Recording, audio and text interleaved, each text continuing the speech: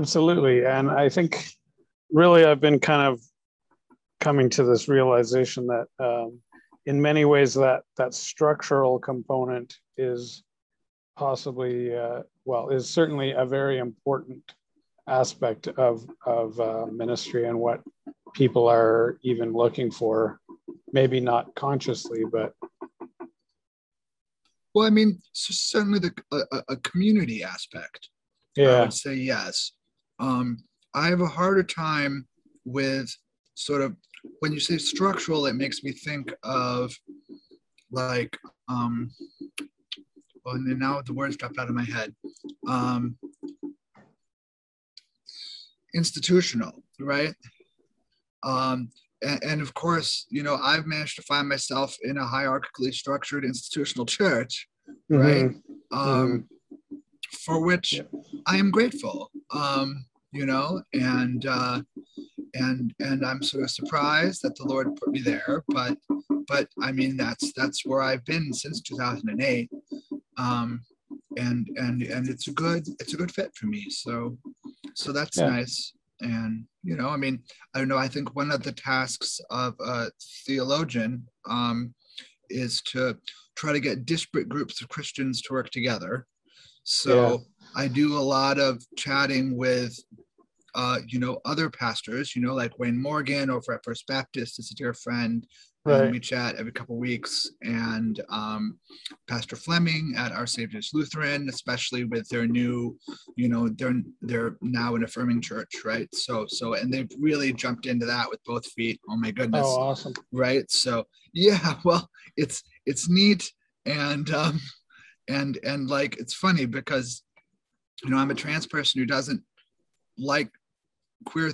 I mean, like, it's funny because, like, I don't like trans theology. Oh, it's not really true. I've never read any trans theology, but I don't feel the need to. And I'm a queer person who doesn't like queer theology, and a feminist who doesn't particularly like feminist theology either. Although there's probably stuff within those groupings that I would appreciate if I took the time to read it. So, okay, well, would you mind explaining to me a bit of what those things are? Sure, yeah, I can try. I actually have no idea what trans theology would even look like other than theology done by trans people.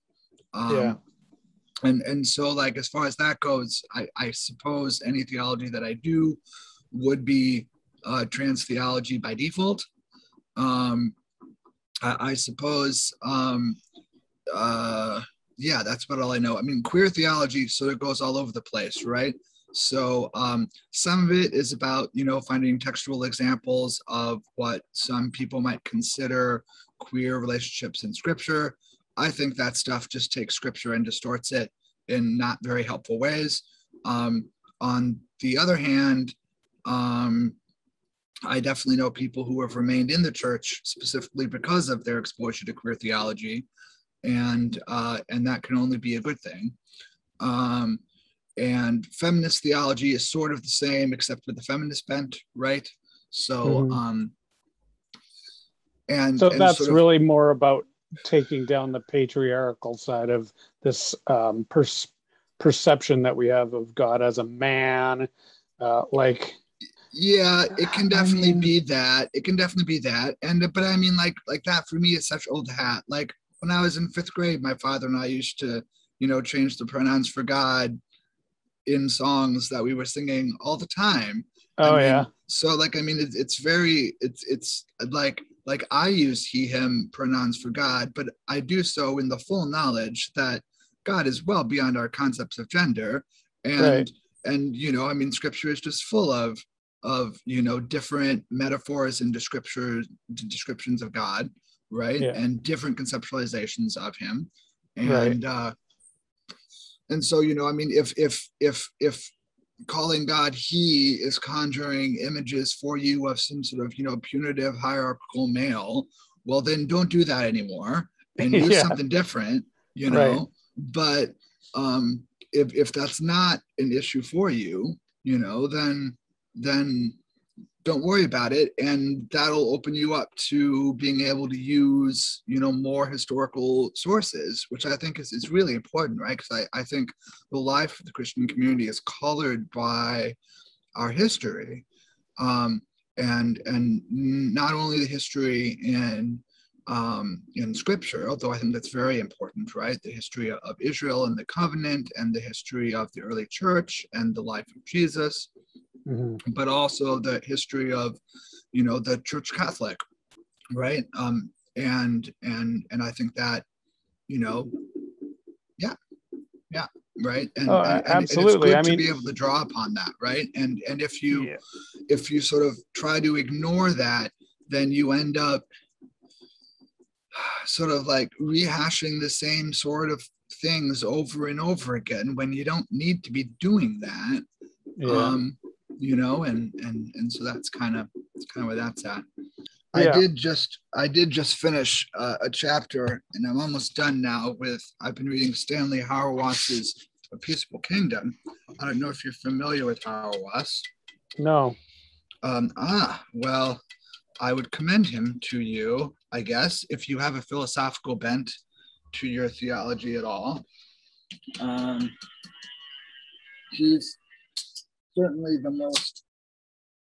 he's been the most influential theologian and moral philosopher in my life. I first read this book by him back in 2004 when I was studying abroad in Honduras, and I was just reading it for fun, which was nice. Say his name again. Stanley Hauerwas. Hauerwas? Hauer. H-E-U. No. Anyway. Oh, okay. H-A-U-E-R probably. Okay. E-R-W-A-S. Yes, that's right. Okay. Mm-hmm. And I mean, he is certainly a very intriguing character. And for him, sort of when I first read him back in 2004, sort of all the theology just went right over my head. But I got all of his philosophical bits just fine, which was nice. And now that I'm reading him again with sort of a significantly better understanding of theology, I'm just like, oh, makes so much more sense.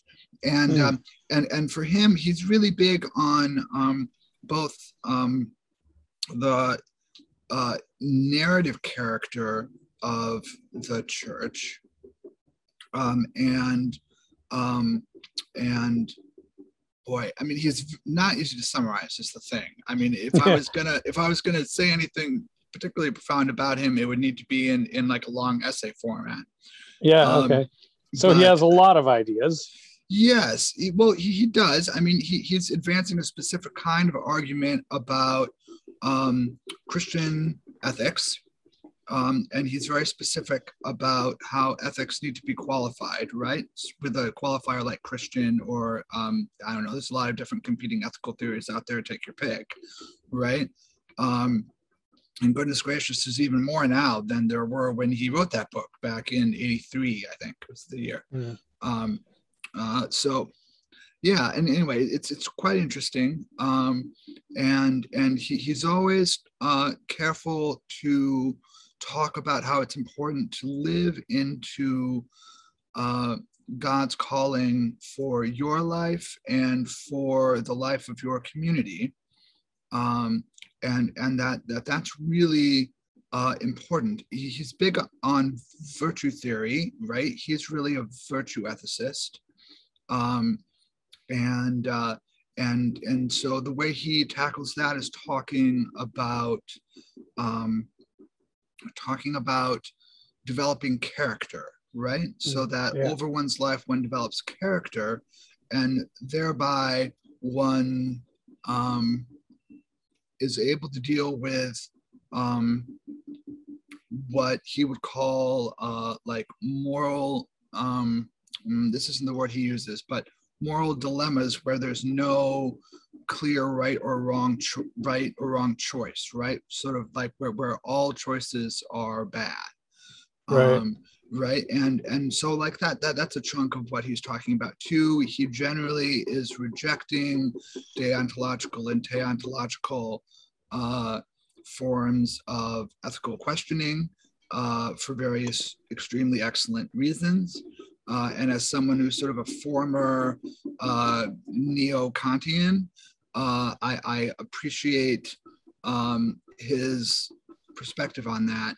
And it's getting me to sort of toss off the last vestiges of Kantian ethics that I had been holding on to.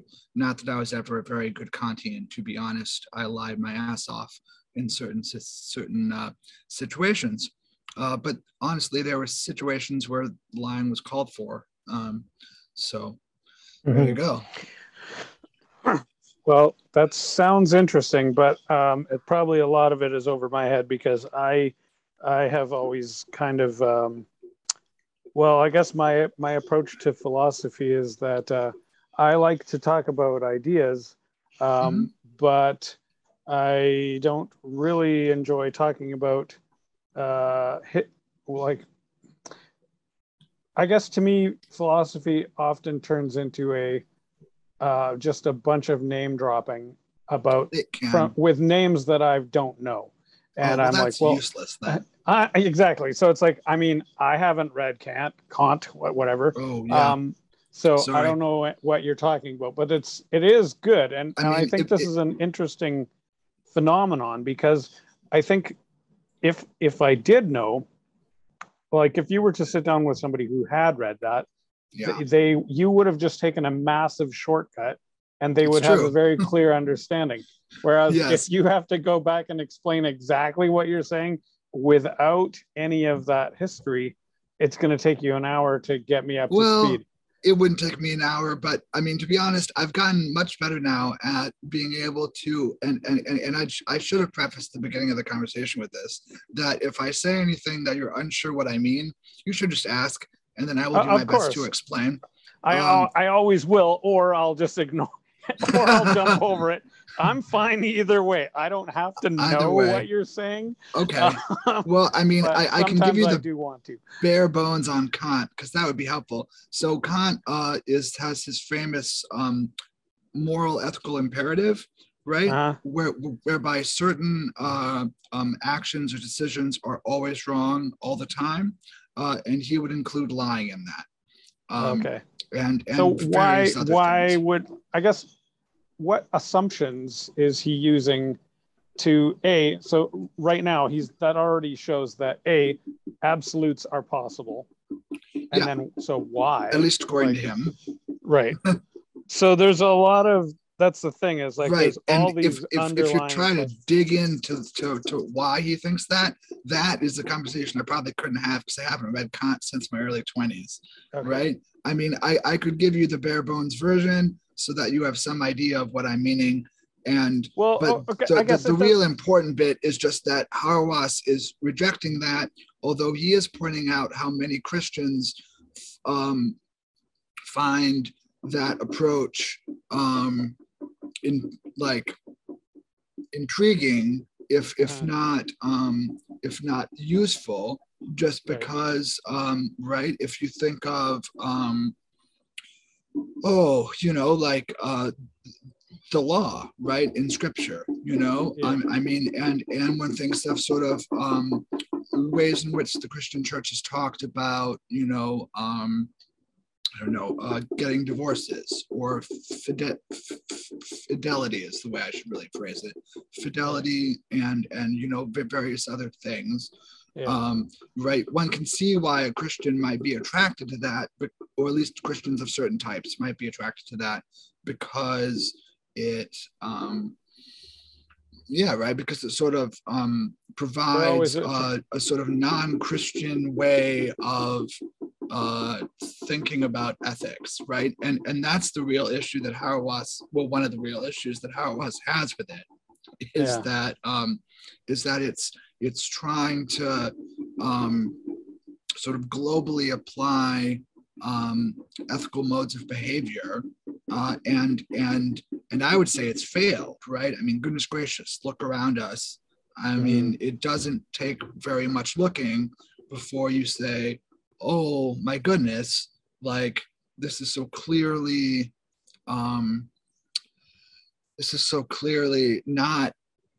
not working," right? So let me ask you a question. So when we're talking about ethics and I guess really to me it seems that if there are ethics at all, then there is some kind of underlying assumption, and generally it does require some kind of absolute. Sure. And so and maybe that's not right. But I'd like to talk about that. Does it or does it not? And then if it does require absolutes, where would such an absolute come from, if not from God? So what I'm having a hard time understanding is, how does an atheist foundationalize their ethics? Well, that's a question probably best put to an atheist. Yeah. And I'm not one, but you've read a bunch of stuff. Now, are some of these philosophers? I certainly spend a lot of time around atheists. Right, but some of the philosophers are atheists, right? I mean, I've certainly read some atheist philosophers. Yeah, sure. And they try to ground ethical behavior in terms of, I mean, for example, trying to maximize the greatest good for the greatest number of people, or sometimes non-human animals in there as well, and try to minimize the harm. Or they come up with certain sort of irreducible, as they claim, maxims that can be applied universally, or they are like sort of Aristotelian in direction, and so they tend towards sort of building up of virtues. I'm not as familiar with that, and there's a whole sort of smorgasbord of different Right. competing ethical theories out there, and I like what you said about harm and virtue, because sure, I suppose that you could think of the Hippocratic Oath as a similar type of thing, where, well, it's a choice. You choose to go into the doctoring field, the field of medicine. Well, that choice comes with certain responsibilities. Yeah, exactly. So if you're going to be part of this field, do no harm, and that doesn't mean that everyone who goes into the field necessarily would be inclined to think that, in any case. Like, what if somebody was actually prone to becoming a serial killer, but also wanted to be a doctor? It's not necessarily a complete lack of a Venn diagram there. Right. Well, I mean, and I think that's some of the issue with atheist groundings of morality, is that, well, I don't know, because I suppose one could just have an atheist ethic, and if you have an atheist ethic, then you're accountable to other atheists in your community. Other ethical atheists, sure, yeah, I guess. Yeah, right. And so like one could do that. I mean, I certainly like my friends who are my closer friends who are atheists, right, are quite clear about how sort of calling each other out for bad behavior is an important part of keeping a community going, and that and that striving for justice. Of course, they often have very particular notions of what justice looks like, that might be drastically different from those of a Christian, for whom justice is God's justice. And so, I mean, which is unintelligible to humans, right? In large part. Which sometimes only amounts to a deferral of justice, really.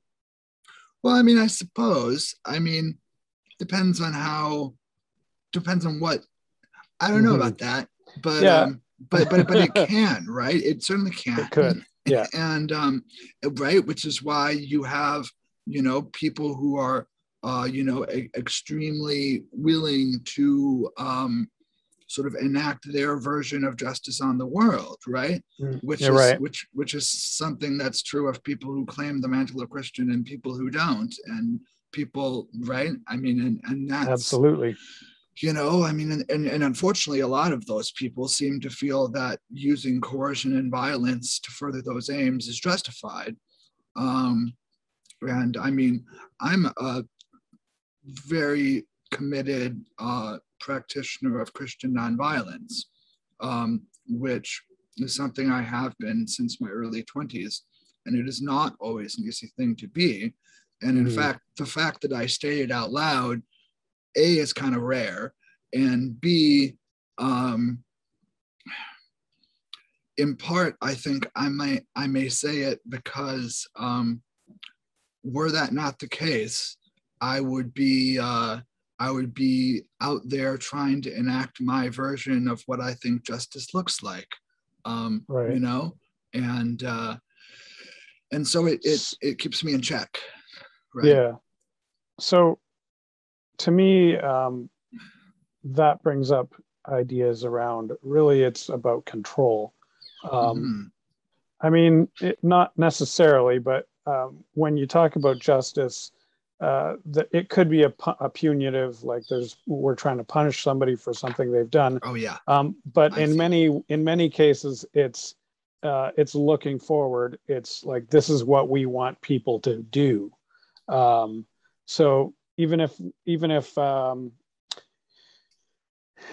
they haven't necessarily done something worth punishing right now, we want to step in and enforce our belief system or our virtue system or our values onto as many people as we can, hopefully everyone, and have the world work the way we want it to.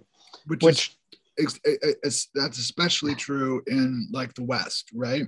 Yeah. Like we have this idea that we have everything figured out, and then we're gonna try to export that everywhere around the world, and that's it's bullshit, really. Yeah, it's a really fucked up situation. I don't think that it's a Western attribute. I think it's global, worldwide, and universal for everyone at all times over the last million years, because it's the only thing I've ever seen people ever do. Really? Well, I mean, my perspective is limited. I don't live in the East. I don't live 10,000 years ago, but from what little I can see of those, it's the same patterns emerging. You have people wresting control. You have people telling people how things are. This is the way it is. Even the Code of Hammurabi is essentially that. But I'm not trying to be super critical about this. I'm just stating a fact.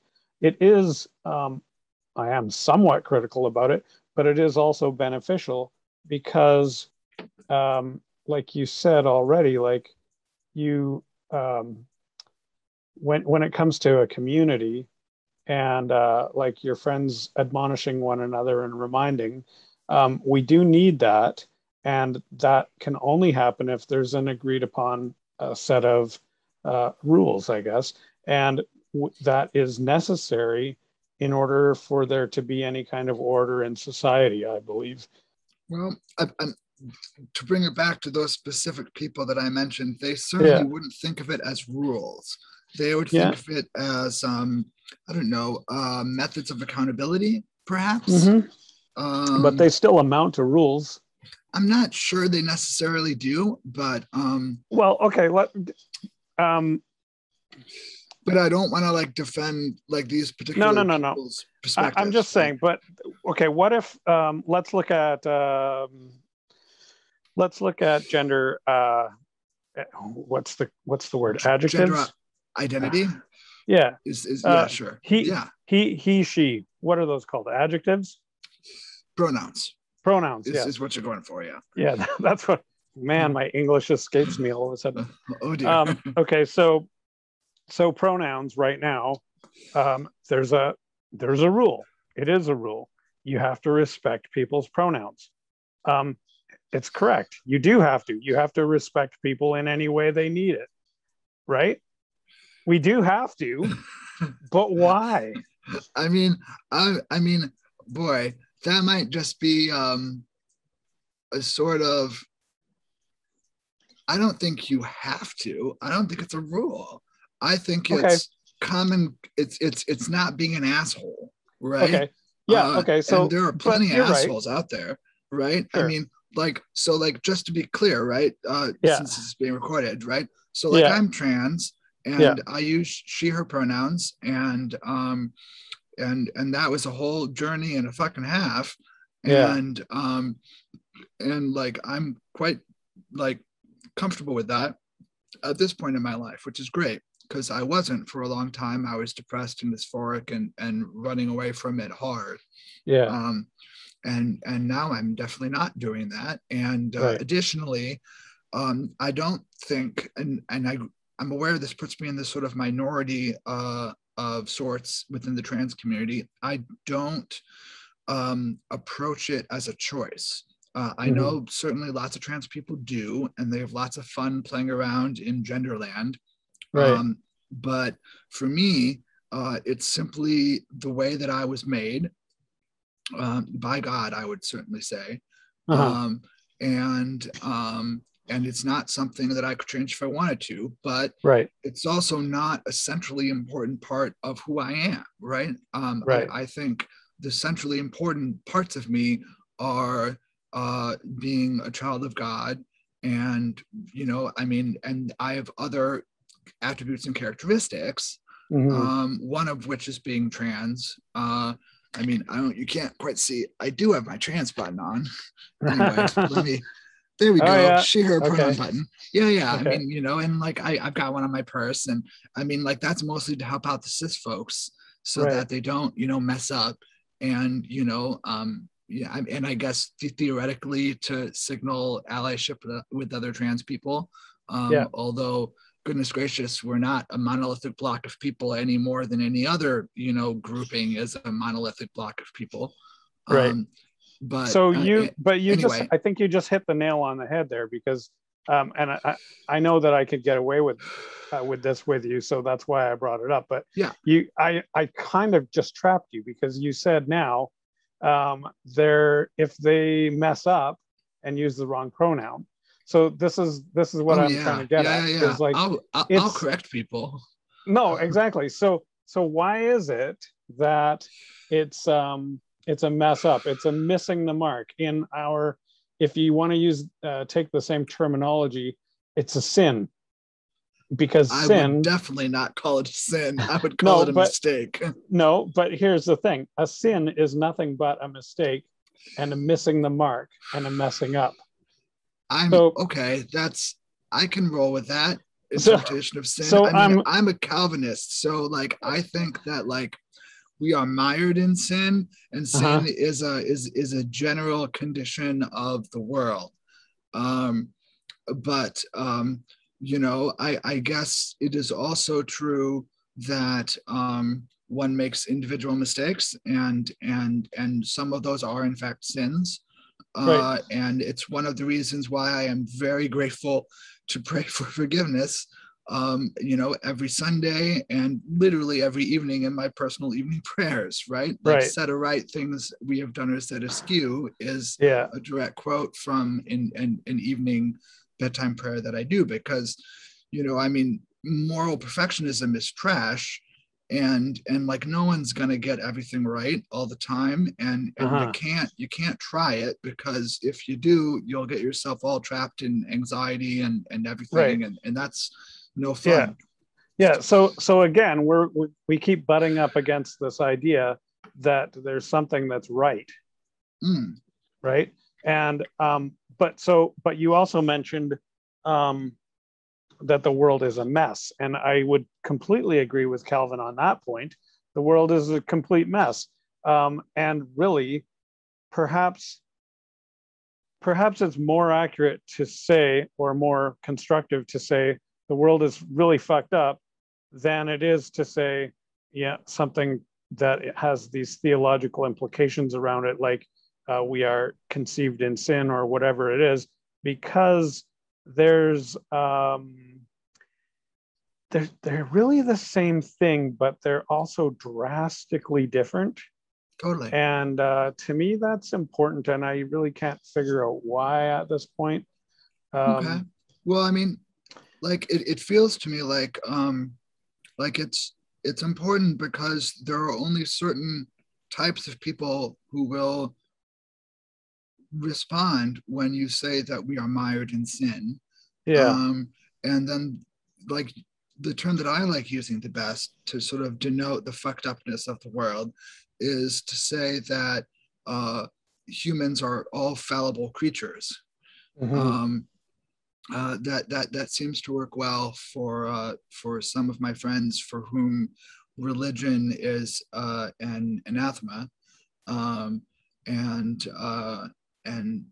so that's good, you know, and I don't know, right? I mean, like I've had many friends who are not religious and friends who have been abused by religion, right, which is often called spiritual abuse, and I talk to those people, and have those conversations, and in those conversations I don't talk all that much, I just listen, and you know, I mean, like, goodness gracious,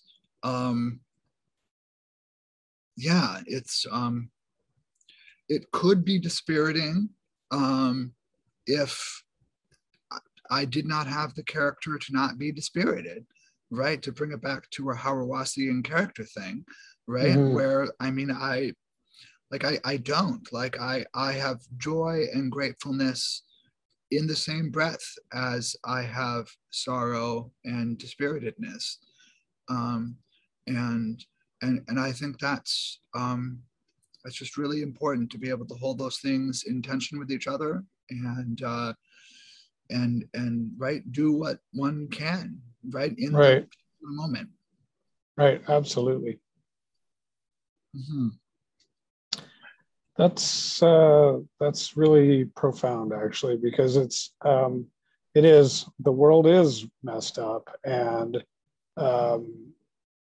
it continues, it has been for its whole existence, right? Exactly. So I mean, it continues, so, like, to be. This isn't anything new, right? Yeah. And so, right, I mean, and you know, that's kind of what I think about with this pandemic, right? So my parents are both retired history professors, right? So they talk like old history professors, right? And so, you know, for them, you know, it's like, well, let me tell you about the plague, right? Like, you know, this isn't going to go away, you know, like, this is going, right? And it almost, for a history professor, being in a pandemic almost feels like a comfortable thing.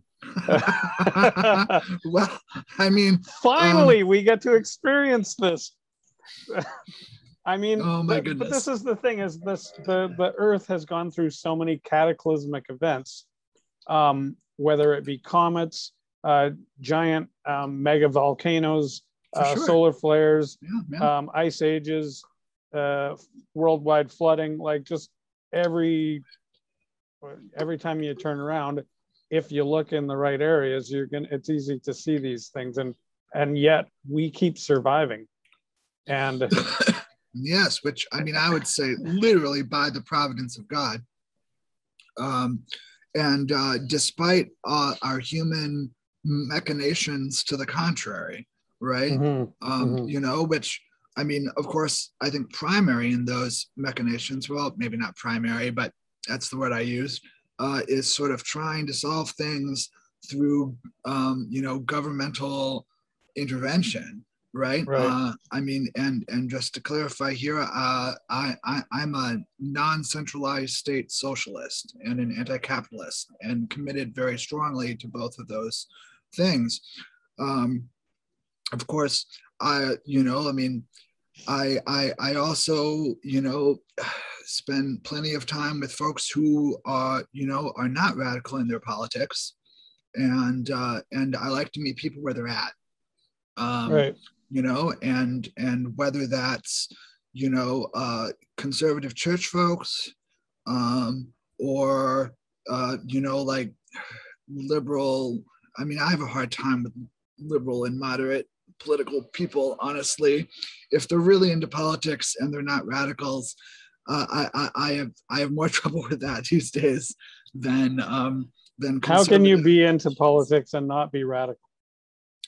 Well, I definitely know people that I know, are like yeah. that. I'm You know, everyone I mean, is. and You know? yeah, right. I mean, and like even, you know, I mean, like Mhm. like people who like I just don't understand. I don't know, right? Like I'm thinking actually at the moment of right, the hereditary Wet'suwet'en chiefs, right? Right. Right. Like I just read an article in the Tyee, which is a news outlet that is one of the many that I follow. And like it's worth reading because they do like a decent job of coverage of Right. indigenous rights issues, and this one in particular, right? You know, it's sort of the camp that's out there was just reoccupied by a new group of folks, and the difference between reading the news in the Prince George Citizen, which literally just quoted the stuff that CGL put out, and then the stuff that the fucking cops put out, you know, and the Tyee, which in fact did some actual reporting on the matter, right, is sort of striking. Yeah. And Well, you talk about yeah, Black Lives Matter, and then here we are, what, 2 years later, same yeah. shit, different pile. We Oh, for never sure. learn. Oh, for sure, right? And I mean, yeah, and like, I mean, I'm very I mean, I would never police a community's method of trying to undo the shackles of their oppression, right? But having said that, I'm not a huge fan of like big protests and stuff. I don't think they work. I've been in them in the past and watched absolutely nothing happen, right? So like, I don't generally think that that's effective tactically. But right. So let's yeah, bring this back to a point we made earlier. Is sure. what's happening right here is that there is, and this is really the case in all of politics, in my opinion, Okay. is that what's happening is, in every situation, what we have is two people or two groups of people who have different opinions on what should happen, and they're all they're trying to do is control the other people because their way is right. Oh, for And sure, so right? It's it's I'm not here to. tribalism in a non-indigenous way, right? But Yes, it's not encampments of folks. absolutely, Yeah. absolutely. Yeah. And that's really the only thing that that humans ever do, except for when they make a very conscious effort to do otherwise. Which brings us back to what you were talking about, like do the you know, the ethical and the commitment to community and to this positive influence that we can have on one another, and that is important. But Sure. that's what there's a slim line between that positive influence on one another and this control, which is the problem that we're trying to overcome. So the problem and the solution almost look identical in a way, but never to the people who are involved. Or often not to the people involved. Yeah, Yeah. yeah, yeah. Yeah. No, I mean, I agree with you on that, right? I mean, I think in general terms, I mean, like I think as I don't know, I mean, it seems to me like as a Christian, I have a different set of hopes than those who are not part of the faith. And I think that is a refuge and a solace, both in times of sorrow and in times of joy, right? And that's a very positive thing. But having said that, right? I mean, I think much of the church really latched on to much of the Western church, I should be explicit, really latched on to Enlightenment ideals of logical positivism, right? Where sort of, progress was going to bring about all these good things, right? Mm-hmm. Back in the 40s and 50s, and in fact prior, because it goes back prior, but and I think that was a dangerous pill for the church to swallow. And the church did swallow it, at least large swaths of it. Certainly many evangelical wings of the church swallowed it wholeheartedly. And and I think that was very bad. But I think one of the characteristics of the church is that it gets to test its moral convictions. And by the church, I mean all the people in it, not just the institution. I should clarify. It gets to test its moral convictions in a continuous manner against Scripture and against the church tradition throughout history as a community. And I think that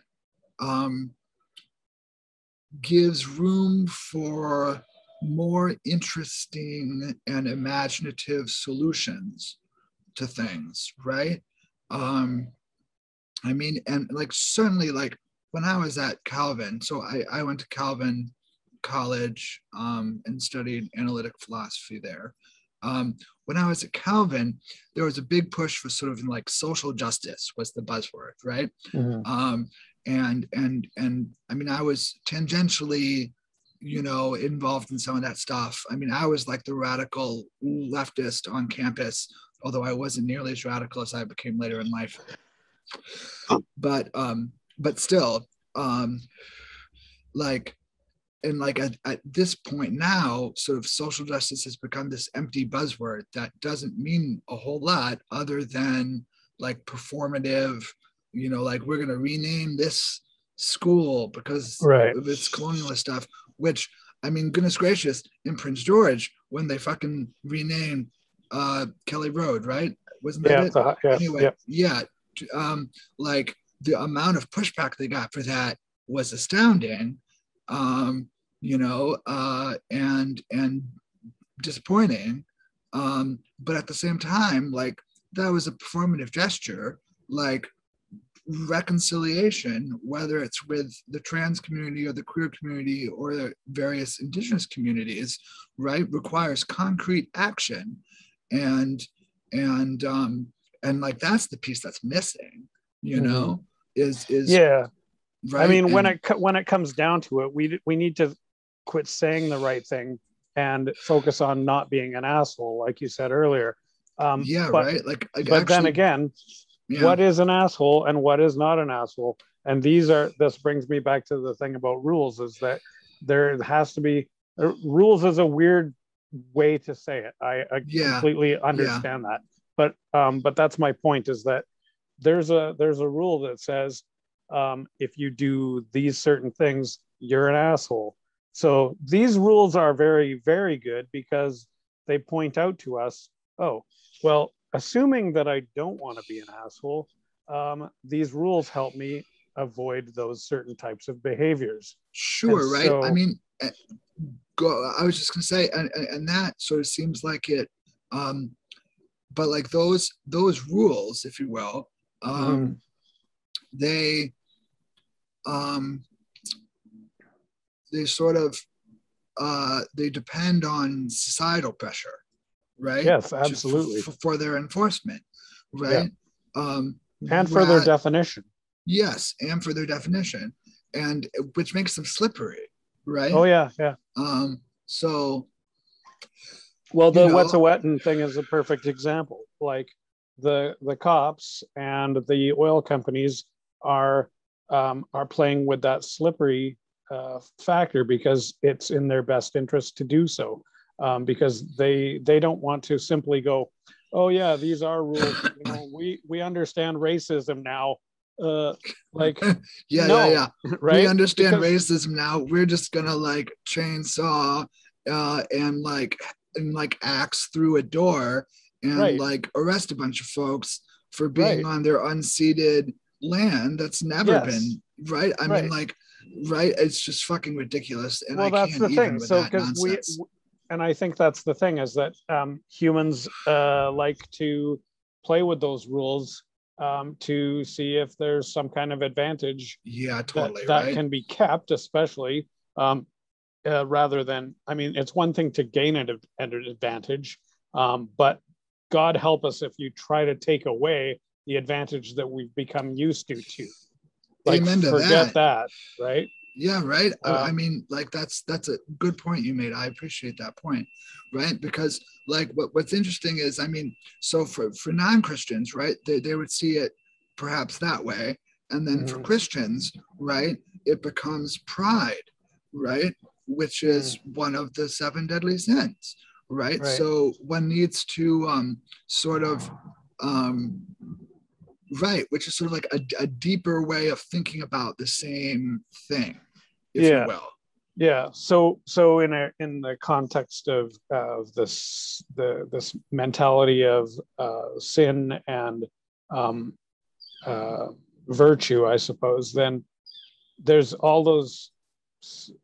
There seems to be these opposites, these very bilateral types of scales where, oh yeah, well, you know, it's there's pride on one hand, and then on the other side would be humility, and probably a few other different words, grace even. I mean, they kind of all fit together in a complex way. So I think this is a little bit of what I mean by structure, in that these concepts that are well understood because they're talked about every week on Sunday, and we cycle through them. There's the society of the church. So the community of Christians is kept aware of these concepts, and they never fall off the radar because it's what is always talked about. Well, they definitely fall off the radar, but you know, I mean, the hope is that they won't fall off the radar too much. Yeah. So I guess if it would be sort of similar to the concept of doctors meeting once a week to remind themselves about the Hippocratic Oath. Sure. I mean, that's an oversimplification, of course, but would that be a good thing? Probably.